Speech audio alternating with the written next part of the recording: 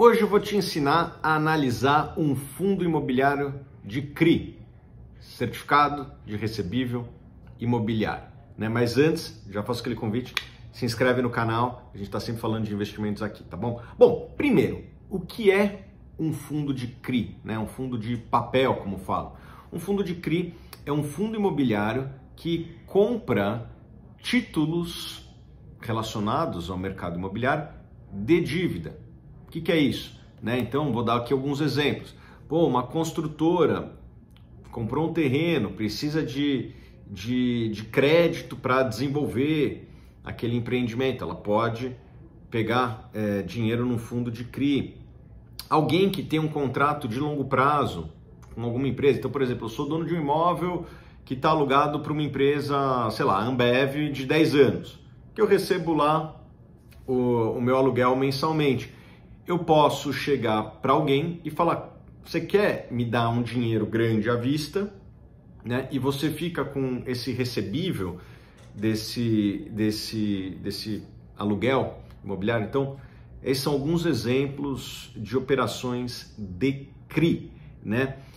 E como você deve analisar um fundo de CRI? Eu vou começar do jeito falando aqui como você não deve analisar, né?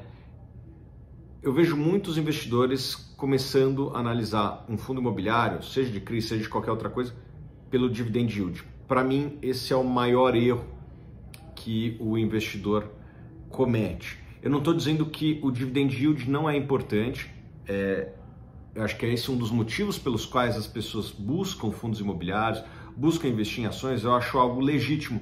Eu só acho que não pode ser o único método de escolha e nem o primeiro, né? Então, eu acho que você deveria deixar o dividendo na última etapa da sua análise e não começar por ele, porque muitas vezes os fundos de maior yield são também aqueles de maior risco e lá na frente você pode vir a ter problemas e ter uma queda expressiva da sua renda esperada, né? Você comprou achando que ia ganhar 2% ao mês e daí começa a dar problema no fundo e você acaba não recebendo os dividendos que você esperava. Então é muito importante você analisar risco.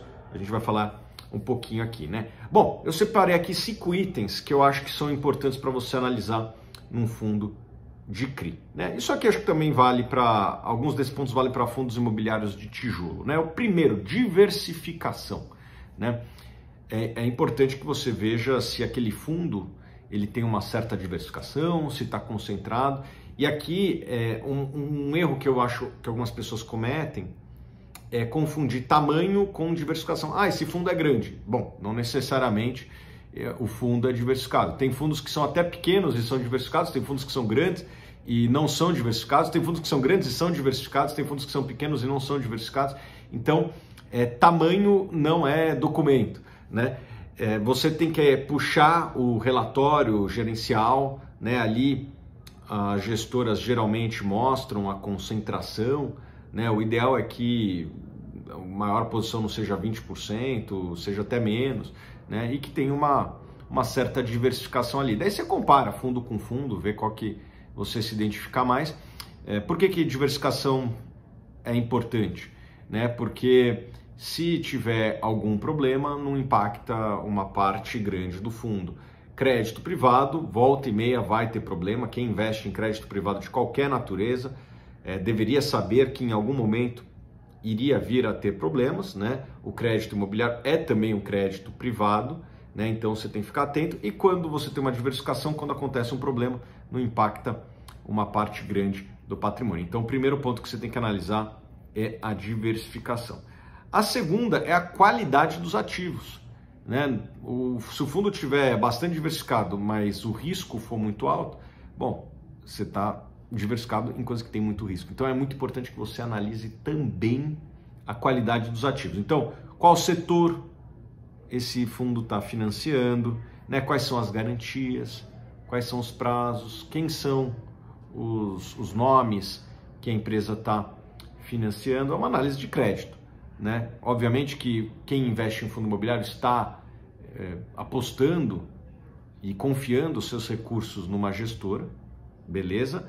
Mas é importante também que você dê uma olhadinha, nem que seja por cima ali, no que tem dentro e se são nomes que você conhece, são operações ali que tem algum respaldo, né?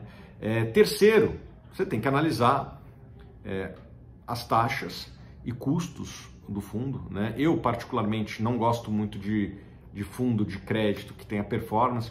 Eu acho que muitas vezes isso aí estimula algumas tomadas de risco excessiva, né? Vou dar um exemplo. O fundo cobra performance sobre o que CDI mais 2. Bom, se eu fosse gestor desse fundo, eu só ia buscar taxas que pagam mais de CDI mais 2. E às vezes os spreads estão muito apertados, né? E daí só tem operações arriscadas. A tendência do gestor é natural, o estímulo é esse, né? As pessoas respondem a estímulos. A tendência é buscar operações arriscadas, ainda que o fundo não devesse tomar aquela atitude, né? Então, eu particularmente não gosto muito de taxa de performance em fundo de crédito, em geral, não só fundo imobiliário, mas em geral, né? Essa é a minha visão, tem visões antagônicas a respeito, tem o argumento de quem discorda de mim é que, pô, isso aí cria um estímulo, a gestão está sempre originando novas ideias, né? Beleza, eu acho que é um argumento, mas na minha experiência, geralmente, isso aqui se distorce para uma tomada de risco maior. O quarto ponto que você tem que analisar num fundo de CRI, a liquidez na bolsa, né? Quando você investe num fundo ilíquido, você tem uma dificuldade na hora de sair. Eu entendo que muitas vezes os investidores falam, eu sou de longo prazo, não ligo para liquidez, mas pela minha experiência sempre surge algum motivo para a pessoa girar em algum momento da vida, né? E é sempre bom você ter uma saída de emergência, né? Ainda que você não vá usar, é bom que você tenha uma saída, e isso se chama liquidez. Ativos mais líquidos, caso você precise do dinheiro para comprar uma casa, ou para, surgiu uma alternativa em outro papel, outra ação que ficou barata. O Banco do Brasil está barato pra caramba, vou vender aqui e comprar ações do Banco do Brasil. Beleza, só que se você não tem liquidez, você não consegue ter saída, ou se tiver saída, é num preço muito menor do que o preço que está na tela. Então, liquidez é um fator que você tem que analisar. E por último, isso aqui eu acho que poucos investidores se atentam, que é o indexador, né? A maior parte dos fundos de CRIs, eles são indexados geralmente a índices de inflação, como o IPCA, IGPM, né? E o que aconteceu num período do ano passado ali, se não me engano, de julho, agosto, setembro? Teve deflação no país, né? E alguns fundos que estavam indexados à inflação tiveram quedas relevantes do dividendo, enquanto os fundos indexados mais a CDI não tiveram essa queda tão grande, né? Então, ficou parecendo que, esse fundo que caiu o dividendo é pior que esse. Não, é só um indexador que é diferente. E agora que a inflação está voltando, muitos fundos já estão se aproximando do dividendo dos fundos de CDI. Então, acho que quem não analisa o indicador acaba cometendo aquele erro que eu falei logo no começo desse vídeo, né? Só olha o yield. Bom, o dividendo está caindo porque teve deflação, mas no que a inflação começa a subir, o dividendo vai subir também. Então, quem só olha yield vai ver o fundo que estava indexado a CDI pagando um dividendo alto, o fundo indexado à inflação pagando um dividendo caindo e falava, nossa, esse fundo que paga mais dividendo é melhor. Não, é só uma questão momentânea e daqui a pouco os dois estão pagando dividendos parecidos. Em alguns momentos esse aqui até pagava mais. Então é muito importante que você saiba o indexador do fundo também, tá bom?